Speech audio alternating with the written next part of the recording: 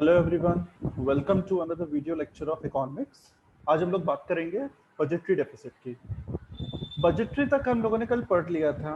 Budgeting में क्या फ़र्क होता है और टाइप्स पे हम लोगों ने लास्ट वीडियो लेक्चर्स पे डिस्कशंस कर लिए थे। फाइन, आज हम बात करेंगे उसी के आगे का next topic which is your types of budget deficits. Last class हम लोगों ने बात की भी थी कि डेफिसिट क्या होता है। फिर से एक बार बता दे रहा हूँ, डेफिसिट का मतलब होता है बेसिकली जब सरकार की जो रेवेन्यू होती है, रेवेन्यू सबको पता ही है क्या होती है। अब रेवेन्यू और एक्सपेंडिचर कॉन्सेप्ट आई थिंक किसी को कंफ्यूजन नहीं होगा।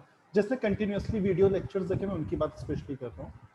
रेवेन्यू जिससे सरकार को पैसा मिलता है, जिन सोर्सेज से, टैक्स से, फीस फाइन्स पेनल्टीज से वगैरह वगैरह। एक्सपेंडिचर जो सरकार को पैसा मिलता है, सरकार देश के लोगों के लिए खर्चा करती है, विच इज कॉल्ड एक्सपेंडिचर। ऐसा कई बार होता है कि सरकार को पैसा कम मिलता है और सरकार के खर्चे ज़्यादा हो जाते हैं, यानी कि expenditure is more and revenue is less. उस कंडीशन को हम बजटरी डेफिसिट कहते हैं, जिसको बजट डेफिसिट भी कहते हैं। यानी कि एक तरीके से सरकार को नुकसान हो रहा है बजट में, उनके खर्चे हो रहे हैं ज़्यादा और उनकी इनकम क्या हो रही है, कम हो रही है। ठीक है, तो ये होता है आपका क्या, बजटरी या बजट डेफिसिट। अब देखिए इसमें क्या लिखा हुआ है। There can be different types of deficits in the budget depending upon types of receipts and expenditure we take into consideration। तो ये तो सबको पता है कि रिसिप्ट्स और एक्सपेंडिचर का खेल ही होता है बजट में। जब रिसिप्ट्स कम होती है और एक्सपेंडिचर ज़्यादा होता है तो आपको कौन सी कंडीशन लगती है, बजटरी डेफिसिट की लगती है। बट सवाल ये उठता है कि बजटरी डेफिसिट क्या सिर्फ यही मतलब होता है, तो आपका जवाब है नहीं। बजटरी डेफिसिट भी बेसिकली तीन टाइप के होते हैं। वो तीन टाइप क्या होता है आइए डिस्कस करते हैं। सबसे पहला, सबसे फर्स्ट जो इम्पोर्टेंट टाइप है दैट इज योर, उस टाइप को हम कहेंगे रेवेन्यू डेफिसिट। क्या कहेंगे, revenue deficit. Revenue deficit basically वो होता है जो कि आपके कह सकते हैं हम रेवेन्यू नेचर के ट्रांजैक्शन से डील करता है। कौन से नेचर के ट्रांजैक्शन से डील करता है, रेवेन्यू नेचर के ट्रांजैक्शन से डील करता है। This is called revenue deficit. उसको हम क्या कहते हैं, उसको हम रेवेन्यू डेफिसिट कहते हैं। ठीक, ओके। अब हम आगे बढ़ते हैं।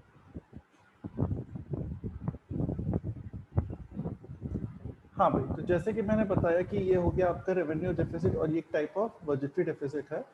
अब इसमें हम लोग शुरुआत से पढ़ते हैं कि रेवेन्यू डेफिसिट, फिजिकल डेफिसिट और प्राइमरी डेफिसिट, यही तीन प्रमुख डेफिसिट्स हैं बजटरी डेफिसिट, जो कि हम जिसकी स्टडी करेंगे और जो आपके कोर्स में। ठीक है ना। आप जैसे कि डायग्राम आप देख सकते हैं, ये तीन डेफिसिट्स होते हैं, रेवेन्यू, फिजिकल और प्राइमरी। ठीक, तो बजटरी डेफिसिट फिर से मतलब होता है जिसको बजट डेफिसिट भी कहते हैं। टोटल एक्सपेंडिचर जब सरकार का, एक्सपेंडिचर भी दो टाइप के होते हैं, रेवेन्यू और कैपिटल। प्रीवियस वीडियो लेक्चर्स में हमने पढ़ा है, ज़्यादा होते हैं टोटल रिसिप्ट से। तो चाहे वो रेवेन्यू कैपिटल की रिसिप्ट हो या रेवेन्यू कैपिटल एक्सपेंडिचर हो, ओवरऑल ज़्यादा होता है, तभी वर्ड आता है total. Total means revenue plus capital, तो उसे बजटरी डेफिसिट कहते हैं। ये तीन फॉर्मूले हैं इसके मोस्ट इंपॉर्टेंट। रेवेन्यू डेफिसिट का मतलब टोटल रेवेन्यू एक्सपेंडिचर से टोटल रेवेन्यू रिसिप्ट्स माइनस कर देंगे तो आपका रेवेन्यू डेफिसिट होगा। जब टोटल एक्सपेंडिचर से टोटल रिसिप्ट्स माइनस करते हैं लेकिन बोरोइंग्स को छोड़ देते हैं, एक्सक्लूडिंग बोरोइंग्स, बोरोइंग्स को हम छोड़ देते हैं, तो इसको क्या कहते हैं, इसको हम कहते हैं फिस्कल डेफिसिट। क्या वर्ड यूज करते हैं हम लोग, fiscal deficit. Right. Third is your primary deficit. Primary deficit का मतलब क्या होता है, primary deficit basically means fiscal deficit minus interest payment. यानी कि फिस्कल डेफिसिट से जब इंटरेस्ट पेमेंट माइनस कर देते हैं तो उसको हम कहते हैं क्या, primary deficit.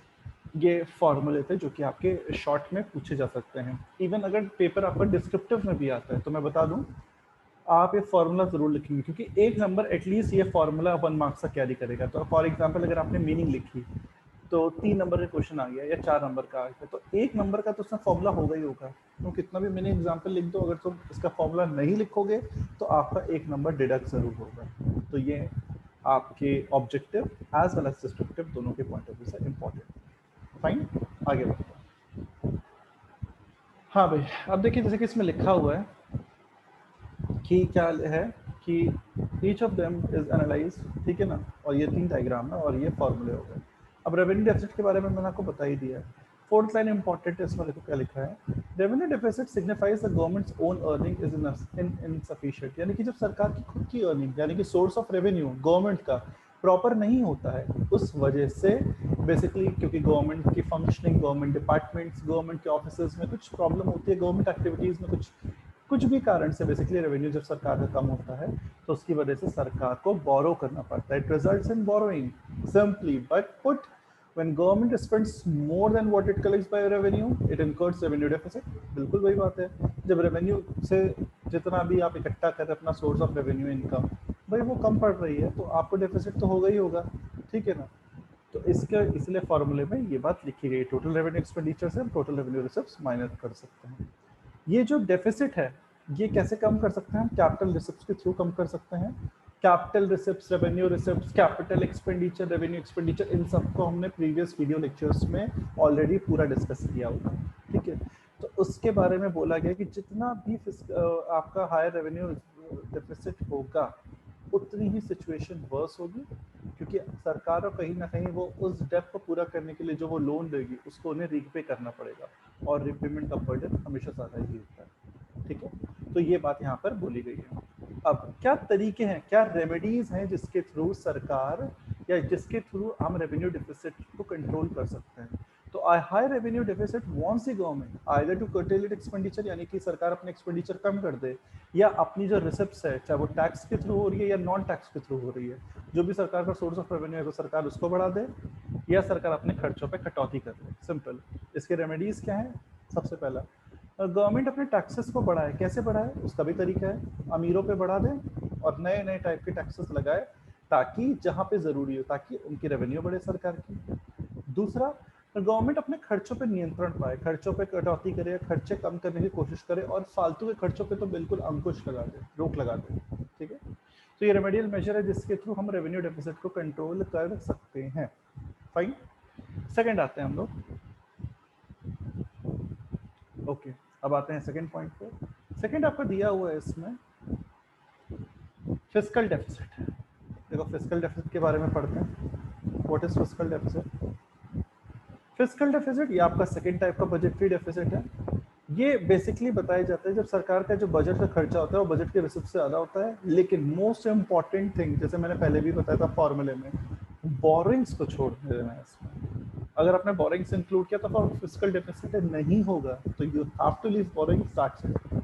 In simple word, it is amount of borrowing the government has to resort to meet its expenses। कहने का मतलब है कि सरकार अपनी बोरिंग को छोड़ के, जब उसका एक्सपेंडिचर सरकार का ज़्यादा होता है उसके बजट में, रिसिप्ट से ज़्यादा खर्चा हो रहा है, बोरोइंग्स को हटा के या इंक्लूड हम नहीं करती है सरकार, उसको कहते हैं fiscal deficit. A large deficit means a large amount of borrowing. भाई जितना बड़ा डेफिसिट होगा उतनी ज़्यादा बोरोइंग होगी। फिस्कल डेफिसिट ये मेजर करता है कि सरकार को कितना ज़रूरत है बोरो करने के लिए मार्केट से, ताकि वो अपने खर्चों को पूरा कर सके, और क्योंकि उनके रिसोर्सेज, उनके रिसिप्ट्स क्या है, कम है, वो उतनी अप्रोप्रिएट नहीं। इसलिए मैंने बताया था फॉर्मूला बहुत ज़रूरी है, total expenditure minus total receipts, जिसमें हम बोरोइंग्स को एक्सक्लूड कर देंगे। मोस्ट इम्पॉर्टेंट पॉइंट, अगर आपने ये नहीं किया तो गड़बड़ हो जाएगा, ठीक है। या एक और तरीके से देखो, ये तरीका भी ठीक है। Fiscal deficit is equals to total expenditure minus revenue receipts minus capital receipts excluding borrowing. बात तो वही हो गई। टोटल एक्सपेंडिचर और ये दोनों चीज़ें क्या हैं? ये दोनों चीज़ें कहीं ना कहीं आपकी क्या हैं? टोटल रिसिप्ट्स ही तो हैं। सॉरी, ये पी की जगह मैंने कर दिया, ये होगा। तो चाहे आप कहानी ऐसे लिखिए तो आप इसको भी ऐसे लिख सकते थे, capital expenditure plus revenue expenditure minus revenue receipts minus capital receipts. तो ये CERE यानी कैपिटल एक्सपेंडिचर रेवेन्यू एक्सपेंडिचर क्या बन गया? Total expenditure. और ये RR और CR यानी रेवेन्यू रिसिप्ट्स और कैपिटल रिसिप्ट्स क्या बन गया? Total revenue receipts. तो कहने का मतलब यही है कि चाहे आप उसको एग्जैजरेट करें या उसको तोड़ के ब्रेक करके बताएं या वैसे बताएं, कहानी वही बनेगी, ठीक है। ओके, तो आई होप यहाँ तक सबको क्लियर हो गया होगा। आगे बढ़ते हैं। अब इसमें फॉर्मूले के बाद देखो क्या दिया हुआ है। फॉर्मूले के बाद इन्होंने यही चीज़ मेंशन की हुई है कि किन तरीकों से हम, यानी कि वो क्या तरीके हैं जिसके थ्रू हम फिस्कल डेफिसिट को कंट्रोल कर सकते हैं। तो अब आते हैं टॉपिक पे। A little reflection will show that fiscal deficit is in fact equal to borrowings. Thus, fiscal deficit gives the borrowing requirement of the government। यानी कि फिस्कल डेफिसिट से सरकार को बोरिंग की रिक्वायरमेंट पता चलती है कि सरकार कितना बोरो कर सकती है बेसिकली, यही तो हुआ आपका, यही आपका फिस्कल डेफिसिट में बताया जा रहा है कि सरकार कितना बोरो कर सकती है, गवर्नमेंट की एक्चुअली बोरोइंग कितनी होगी ये हम इसके थ्रू बता रहे हैं। फाइन। अब किन तरीकों से हम फिस्कल डेफिसिट पे नियंत्रण पा सकते हैं या किन तरीकों से हम फिस्कल डेफिसिट को सरकार रिड्यूस कर सकती है। सबसे पहला मेजर जो मेन है, measure to reduce public expenditure, यानी कि लोगों पे किए जाने वाले खर्चे अगर सरकार कम करेगी तो भी उसका असर देखने को मिलेगा। दूसरा, अब सॉरी इसमें पहले हम क्लासिफाई करते हैं कि किन किन खर्चों की बात कर रही जा रही है। A drastic reduction in expenditure on major subsidies, यानी कि आप सब्सिडी के फॉर्म में, मैंने पहले भी वीडियो लेक्चर्स में बताया कि सब्सिडी का मतलब होता है सिंपल भाषा में फाइनेंशियल हेल्प, जो सरकार कई टाइप की फाइनेंशियल हेल्प लोगों को देती है। तो अगर सरकार कई टाइप की फाइनेंशियल हेल्प दे रही है तो उसमें सरकार कटौती करे। अब इसका मतलब ये नहीं कि सरकार फाइनेंशियल हेल्प देनी ही बंद कर दे, सरकार दे लेकिन जितनी जरूरत हो और जहां जरूरत हो वहां पे सरकार दे। जहां जरूरत नहीं है, यहाँ जहां उतनी नीड नहीं है, बिना दिए भी काम चल सकता है, वहां सरकार ना करे मदद। ठीक है, तो ये बात हो रही है। Second, reduction in expenditure on bonus, LTC. LTC का मतलब leave travel concessions, leave encashment. सरकार कई टाइप के जो बोनस पे, बेसिकली गवर्नमेंट एम्प्लॉयज की बात करें, जो सरकारी कर्मचारी होते हैं उनके लिए जो सही सही रियायतें होती हैं उन रियायतों को कम कर ले। कई कुछ ही समय की बात है, चीजें नॉर्मल होंगी फिर देना शुरू कर दे। तीसरा, austerity steps to curtail non plan expenditure. इस शब्द का मतलब यहाँ पर, इस लाइन का मतलब यहाँ पर ये है कि एप्रोप्रिएट, सिस्टमैटिक और बहुत ही कह सकते हैं कि एप्रोप्रिएट एक्शंस लेने की जरूरत है। एप्रोप्रिएट कि जो उस जरूरत के अनुसार हो। एक्शंस तो आप कई सारे ले सकते हैं but it should be as per the need. तो उसके थ्रू हम नॉन प्लान एक्सपेंडिचर, जरूरी नहीं कि आप खर्चे को प्लान करें, नॉन प्लान एक्सपेंडिचर भी जो जरूरत है और जिस पे ज्यादा फोकस करने की जरूरत है उस पर ही फोकस करके स्टेप्स लेके आप कर सकते हैं फिस्कल डेफिसिट को रिड्यूस। तो ये था पब्लिक एक्सपेंडिचर कम करके। सेकंड है रेवेन्यू बढ़ा के, क्योंकि एक्चुअली देखा जाए तो कहानी इन्हीं दोनों के इर्द गिर्द होती है, या तो सरकार खर्चे कम करे या तो अपने रेवेन्यू बनाए। इन द सेम वे एक फैमिली के पॉइंट ऑफ व्यू समझो, एक फैमिली बजट में भी दो चीजें होती हैं, या तो अपने सोर्सेज ऑफ रेवेन्यू, ज़्यादा लोग कमाने वाले कमाई ज़्यादा हो, या अपने खर्चों पे नियंत्रण कर लो। तो इन दोनों कंडीशन से ही आप अपने बजट को क्या कर सकते हैं, बचा सकते हैं डेफिसिट होने से। बात समझ में आई? तो यही चीज़ बोली गई है। आगे बढ़ते हैं। Measures to increase revenue are tax base should be broadened and concession and reduction in taxes should be curtailed. Tax rate में चेंजेस किए जाएं, जैसे कि जीएसटी आप देख रहे हैं, जीएसटी में कई बार कभी कोई चीज़ 0 हो जाती है, कभी कोई चीज़ पे 5% हो जाता है, कभी 18 वाली चीज़ 8% हो जाती है, कभी 8% मतलब सॉरी 9% हो जाती है, कभी 9 वाली चीज़ 5% हो जाती है। तो ये जो फ्लक्चुएशन है ये as per the need of economy है। तो देश की ज़रूरत के अनुसार सरकार काम करे, टैक्स स्ट्रक्चर में जो चेंजेस लाने हैं, जिसको फ्री करना है, जिसको छूट देनी है, जिसको बढ़ाना है, जिसको घटाना है, जिसको कोई चेंज नहीं करना है, सरकार उस पर काम करे। दूसरा, टैक्स एवेजन बहुत ज़रूरी है। टैक्स को लोग चोरी करते हैं, बहुत बड़ी ये एक समस्या है भारत में, इसकी चोरी को रोकना चाहिए, टैक्स की चोरी को। अगर टैक्स ट्रेसेबल हो कि सही इंसान अपनी इनकम के अनुसार टैक्स दे रहा है, इनकम टैक्स का स्लैब होता है, उसके तहत ये बताया गया है कि कितने तक इनकम के लोग टैक्स नहीं देंगे, फिर कितने कैटेगरी वाले लोग जिस इनकम की कैटेगरी में आते हैं उसके अनुसार वो टैक्स देंगे, कोई 5% वाली में आता है, कोई 15 में आता है, वगैरह वगैरह। तो टैक्स एवेजन पे रोक लगाई जाए, क्योंकि अगर टैक्स की चोरी हो रही है यानी कि सरकार का जो हक है पैसे का वो उनको नहीं मिल रहा है, और ये भारत में बहुत होता है। ये भारत में पीक पर है टैक्स चोरी। इंडिया में ये हर सेक्टर, प्राइमरी हो गया, सेकेंडरी हो गया, टर्शरी हो गया, तीनों सेक्टर में बहुत देखने को मिलता है। ठीक है, तो इस पर नियंत्रण पाए government. More emphasis on direct tax to increase revenue. हाँ भाई, डायरेक्ट टैक्स से बहुत सरकार काम करे। ऐसा क्यों कह रहे हैं? ऐसा इसलिए कह रहे हैं क्योंकि डायरेक्ट टैक्स क्या होता है, ये जो डायरेक्ट टैक्स होता है ये डायरेक्टली ट्रेसेबल होता है। ट्रेसेबल का मतलब समझते हो कि इसको हम पकड़ सकते हैं, पकड़ सकते हैं। अब इसको हम पकड़ सकते हैं तो ये ट्रेस हो जाता है, इसलिए डायरेक्ट टैक्स पे सरकार ज़्यादा ध्यान दे रेवेन्यू बढ़ाने का, ताकि चोरी ना हो पाए। एंड मोस्ट इंपॉर्टेंट, रिस्ट्रक्चरिंग और sale of shares in PSUs. हाँ भाई, जो ज़रूरी हो उसको पब्लिक सेक्टर यूनिट को ठीक करे, जो बेकार है उसको बेच के ख़त्म करे, ताकि सरकार का रेवेन्यू का सोर्स बढ़े। इन तरीकों से भी सरकार रेवेन्यू बढ़ा सकती है और फिस्कल डेफिसिट को रोक सकती है। और ये तीनों डेफिसिट एग्जाम के पॉइंट ऑफ व्यू से लेट मी टेल यू बहुत इंपॉर्टेंट हैं। एक क्वेश्चन ज़रूर के ज़रूर आता है, ज़रूरी नहीं कि वो डेफिसिट्स पूछ लें टाइप, वो सारे डेफिसिट्स इंडिविजुअली पूछते हैं। जनरली अगर आप पेपर देखेंगे या आपको इसका मैं हिस्ट्री बताऊं तो आप ये मान के चलो कि डेफिसिट्स से इंडिविजुअल आता है। वो रेवेन्यू डेफिसिट भी पूछ सकते हैं, वो प्राइमरी भी पूछ सकते हैं जो कि हमारा नेक्स्ट है, और वो फिस्कल भी पूछ सकते हैं। तो deficit is that much important, ठीक है। इंडिविजुअली 3 से 4 नंबर का आता है। आते हैं लास्ट टॉपिक पे आज की क्लास के, और लास्ट कंटेंट पे, which is your primary deficit. कि प्राइमरी डेफिसिट क्या होता है, ठीक है। ओके, प्राइमरी डेफिसिट छोटा सा ही है, तो हम स्टार्ट करते हैं प्राइमरी डेफिसिट पे। हाँ भाई, अब देखिए क्या लिखा है। Primary deficit is defined as fiscal deficit of current year minus interest payment, ठीक है। यानी कि जो फिस्कल डेफिसिट है उससे इंटरेस्ट पेमेंट को माइनस कर देंगे on previous year borrowings, previous year की बोरोइंग्स को ध्यान में रखते हुए। In other words, fiscal deficit मैंने बताया था बोरोइंग सरकार की दिखाता है जिसमें इंटरेस्ट पेमेंट इंक्लूडेड होता है, और जो प्राइमरी डेफिसिट होता है वो बोरिंग रिक्वायरमेंट तो दिखाता है लेकिन उसमें हम इंटरेस्ट पेमेंट हटा देते हैं, क्योंकि इंटरेस्ट पेमेंट में अमाउंट ऑफ लोन होता है। सिंपल सी बात है। इसलिए फिस्कल डेफिसिट बोरिंग दिखाता है जो कि फाइनेंस दिखाता है, जिसमें हम इंटरेस्ट पेमेंट इंक्लूड करते हैं, लेकिन प्राइमरी को निकालने के लिए हम उससे इंटरेस्ट पेमेंट माइनस कर देते हैं, ताकि हमें एक्चुअली पता चल जाए कितना खर्चा है और कितनी बोरिंग है सरकार की, बोरिंग की रिक्वायरमेंट है गवर्नमेंट को, ठीक। 10, अगर प्राइमरी डेफिसिट इज जीरो, अगर प्राइमरी डेफिसिट जीरो हुआ तो फिस्कल डेफिसिट इंटरेस्ट पेमेंट की क्या हो जाएगा, बराबर हो जाएगा, क्योंकि एग्जिस्टिंग लोन में कोई एडिशन नहीं हुआ। 10, primary deficit is a narrower concept. Obvious सी बात है, ये एक नैरो कॉन्सेप्ट है, यानी कि छोटा कॉन्सेप्ट है, और ये फिस्कल डेफिसिट का बेसिकली एक तरीके से कह सकते हैं कि पार्ट है, ठीक है। It is a part of fiscal deficit because the latter also includes interest payment, बाद में तो इंटरेस्ट पेमेंट इंक्लूड होगा।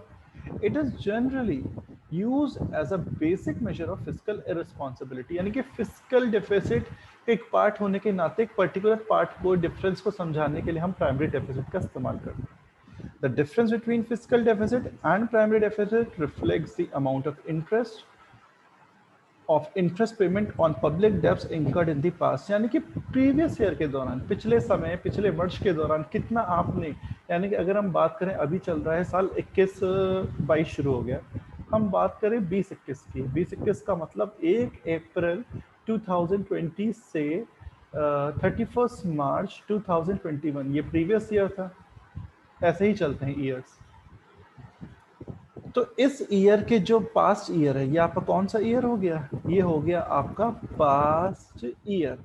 इस पास्ट ईयर की बात कर रहे हैं कि जो पास्ट ईयर का इंटरेस्ट पेमेंट होगा वो रिफ्लेक्ट करेगा प्राइमरी डेफिसिट और फिस्कल डेफिसिट के डिफरेंस में, ठीक है। Thus, a lower or zero primary deficit means that while its interest commitments on earlier loans have forced the government to borrow, it has realized the need to tighten its belt.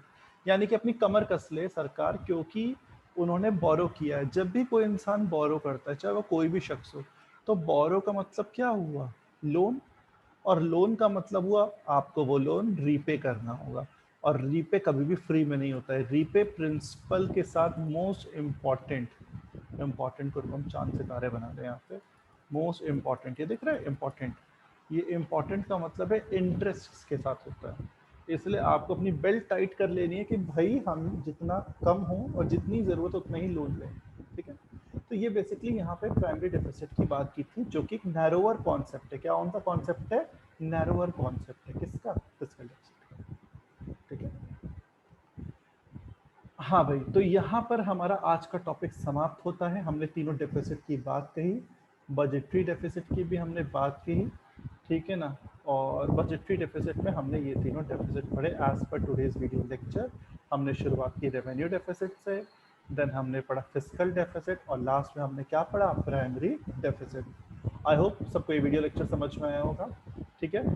तो समय है अभी, आप video lectures का इस्तेमाल करिए। Teacher बहुत मेहनत कर रहा है, let me tell you once again. तो थोड़ा सा टीचर की सिर्फ मेहनत ना हो, आप भी मेहनत करें, पढ़ें, और ये तुम्हारे लिए सुविधा है कि इसे जितनी बार चाहो रिपीट करो, देखो। ठीक है, मिलते हैं नेक्स्ट वीडियो लेक्चर में। तब तक के लिए सब अपना ख्याल रखें, just be safe, stay at home and take care everyone, have a nice day.